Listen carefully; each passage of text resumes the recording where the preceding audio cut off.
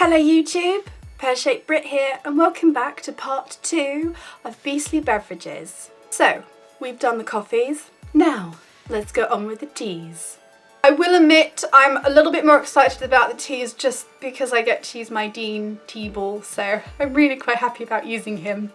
Sorry Dean. The tea flavours that I've got haven't got much of a link to in terms of sort of characters or universe bases. I've got 3 of them. 2 of them actually use a black tea base, one of them doesn't, but I need to go a bit more detail about that one, so I'm going to do the first 2 black tea bases. First tea I have is called Danger. There we are. The actual character, I think the universe he's from is actually Pacific Rim. I'm not entirely sure. I haven't seen the film in such a long time. I love that film, but I said I haven't seen it in such a long time, so I couldn't completely verify. The tea blend you get alongside the black tea is dried apple, cinnamon pieces, blackberry leaves, and safflower petals. Sounds quite nice. I can definitely pick up the apple and a little bit of the cinnamon through the packaging. But I won't know what it tastes like, I'm afraid. As I said, I'm only doing 1 coffee, 1 tea. We now come on to a tea called Tattletale, and I'm actually quite proud to admit I do actually know where this character is from. There we are. So obviously this is actually Freddie Lowndes from Hannibal. In terms of flavouring with the black tea, you've got dried pineapple, lemongrass, ginger pieces, something called calendula, and sunflower petals. I think it's probably a calendula petal.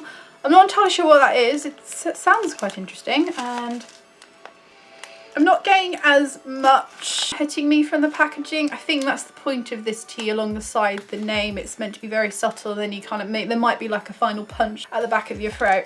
Not entirely sure. Lastly, again, one of my favourite characters. You'll probably laugh at this, but obviously because I've done a Loki coffee, I have also managed to acquire a Loki tea, and its name is Full Tilt Diva. Here's Loki looking very diva-like. So as I said, this tea is actually not black tea based. The actual base for this tea is gunpowder green tea, and it's only got 1 for flavouring, which is mint, and that is the one that I'm going to try for you because I said I've tried my Loki coffee, might as well try my Loki tea. So I've got my little Stingray mug. Why not mix the Fandom? Next to Troy, we've got tea! And let's try this. I can definitely smell the mint.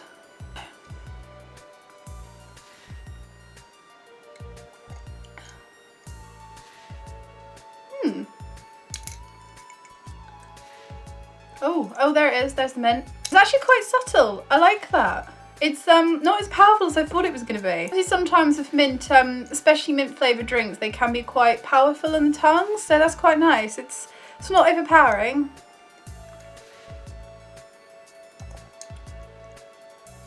Oh, there's a bit of the green tea. That's nice. That's very nice. Ooh, I like that. I like that a lot. Well, there we have it.